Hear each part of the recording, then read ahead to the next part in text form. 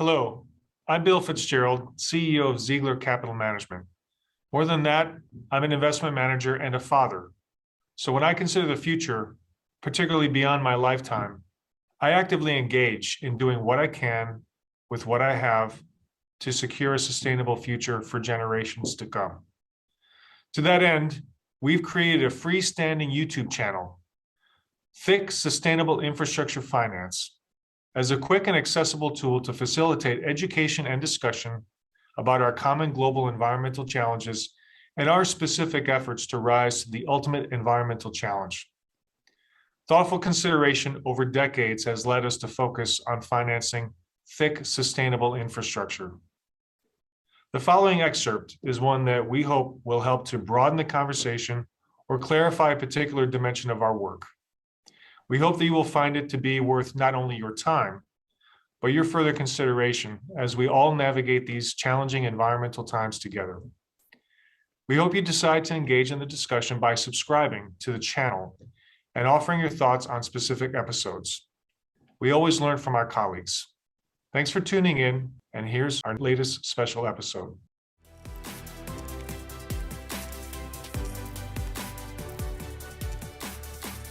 So Rich,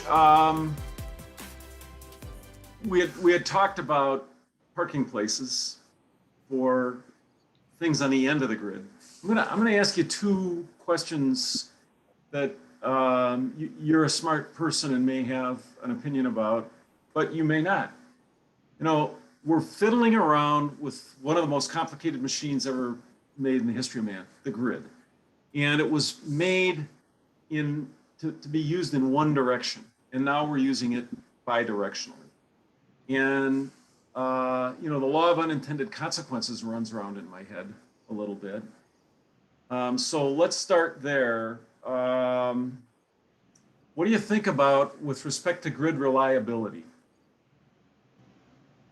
From a grid reliability standpoint, I think one of the biggest issues is we haven't, as humans, entirely figured out what value we want to put to that. And so I think that, you know, the example I've used at different points is, you know, how many times did you call on your fire department last year? And for most people, that answer is none. So, okay, well, because of that, do you feel like you should get a refund on your taxes because you didn't use the fire department last year, right? No, you want it there and you want it available to you when you need it. And I think that the value of capacity, one thing, the value of capacity is one thing, but value of and that, you know, assumes a working grid, right? When you're talking about capacity pricing in most markets, obviously Texas learned the hard way last year when you don't price capacity, but I think there has to be value that we as people want to put on making sure that, you know, our grid is increasingly reliable, and I think that can be done by virtue of some look towards distributed generation. It can't be that on its own, but I think that this is the area where energy storage is going to play the biggest role. And I think one of the unfortunate things that I've seen just in my role and working with a lot of commercial customers and commercial and governmental customers in distributed generation and distributed storage is the typical application for storage is only for things like load shifting. No one is really looking at this and saying, okay, well, if the grid went down, what is my lost productivity? What is my lost productivity? What are my actual costs? You know, if I'm operating a grocery store and I have $10,000 worth of frozen food in the freezer and the grid goes down and I lose all of that, you know, how much am I willing to pay for the fact that could happen? And I think, John, that my response on an overall basis to the question is, with all these things in mind, I think that there is this idea, and I think it's a very American type of perspective on it, that this just isn't going to be bumpy, and it is going to be very, very bumpy. And I think we have to be prepared for that. But I think that what we are doing is, you know, some of that has to do with energy transition, and some of that has to do with climate. But until we really put a price to it, I think that that'll be harder. And I also just, on an overall basis, I have faith. I think that there will be technical solutions. There will be, virtual power plants. There will be, there are very, very smart people who are working on this. And while we don't have the perfect solution to it yet, maybe there is a cost-effective, simple retrofit that is around the corner from a technology standpoint that we might be able to apply. So some of it just comes in, being an optimist that we will figure that piece of it out. But it's not total. Good for you, Rich. You wouldn't be sitting where you were if you weren't an optimist. So I have a good friend at EPRI, Electric Power Research Institute, senior person who is equally optimistic and who says when they look behind the curtain, the much promised but not yet realized hockey stick of renewable growth is right around the corner, and that the grid is prepared to handle it. I really like your advice about the fact that this will be lumpy. There's the notion of the need to decarbonize our grid. There's the notion that it's done only with renewables. There are other ways of decarbonizing the grid that are off the table from a policy or a social perspective. And then there's the notion of urgency around the timeline of climate change. And those things I'm having trouble calibrating. So when I spitball how long it'll take to make a renewable transition, if that's even possible, I'm not sure yet that there isn't, on both ends of a bipolar grid, there isn't something that provides firm load that's not based on an intermittent source like sun. But having said that, the perfect timeline for that is much longer than 2050, which is the point at which we need our grid globally to be zero carbon. Do you have any advice on that? Even as an optimist, is 2050 at all realistic in your mind? Well, I mean, I think that, the way that I view the world in relative to the climate-oriented dynamic of this is as if we're just paying interest, right? I mean, we took out a loan, right? We took out a loan that was that sounded very good, but that loan was very dirty energy that wasn't fully priced in terms of the overall climate impact. And so we have an accruing interest expense on our coming up upon us. And so I think it just becomes a matter of political will to pay down that debt, and the faster we pay it down, the less interest that will accrue from a climate standpoint. And so the thinking around 2050 in particular, it could come faster, it could come slower from the expense of it, but I just think that we have to factor in all of the cost from an environmental standpoint, from an environmental disaster standpoint, from a reliability standpoint, from a geopolitical standpoint. And I think that this is, we're seeing this manifest in Europe, right now with what's going on with Russia and gas supply. But in terms of grid transition, I do think that there needs to be a development from that solar and wind will cure all, and solar and wind and a battery can cure a lot. It's not going to cure all of it, right? There has to be efficiency.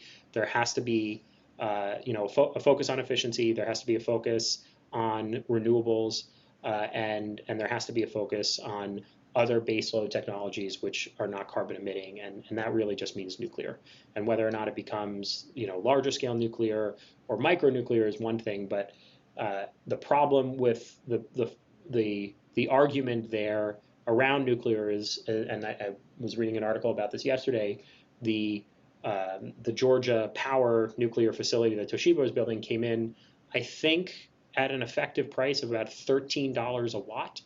And even if you were to provide the best battery storage system for a solar facility of comparable capacity, and a storage component to it that that could potentially get close to meeting that base load, it would be not anywhere even close to that. And so I think that part of the issue here is that nuclear as an industry, and I wrote papers about this in college, is still, we know it needs to be part of the solution, but it's the arguments against it, I think, have to do with really bad management. And there's still episodes of The Simpsons playing on a syndicated basis, and Homer Simpson is still falling asleep at the control board, and that until we can do something to shift the perception around either functionally that from a cost and an execution standpoint, or from a management standpoint, that's really what's going to fight the proliferation of nuclear.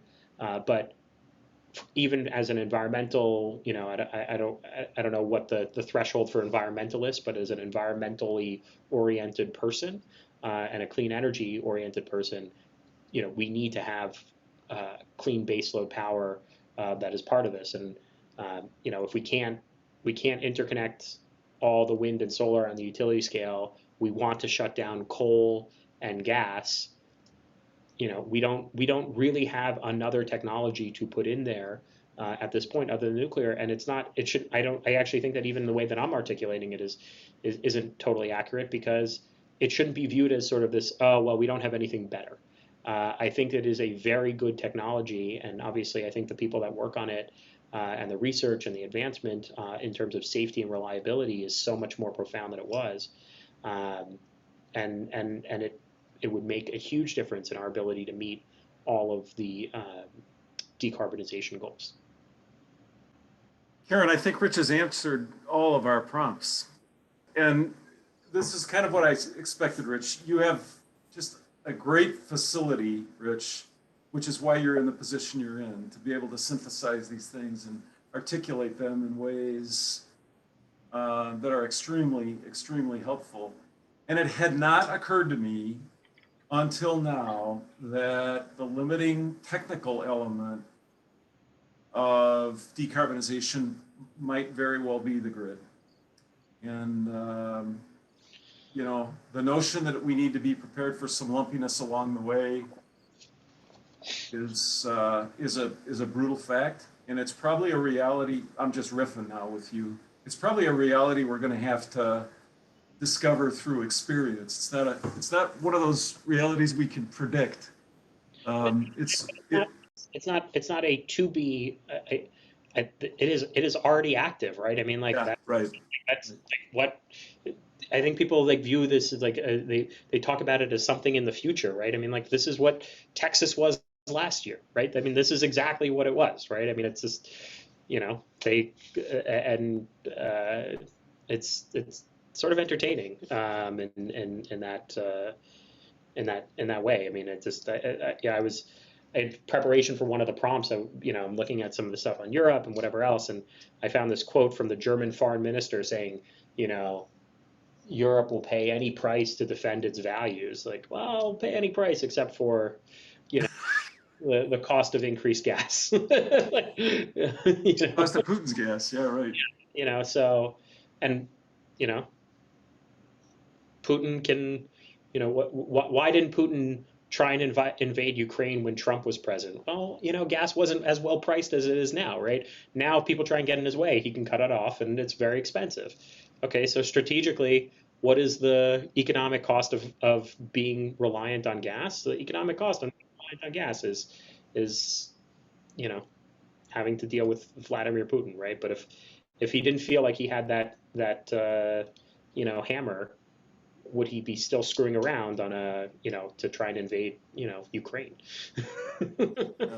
Yeah, in his calculus has a whole bunch of counterintuitive outcomes that would be hard to, if I were in his shoes, would be hard to balance. But he could actually take action that would incentivize his adversaries to respond in ways that are what he's trying to avoid. I mean, or I, the problem with that is that we keep on seeing is that like, but will they?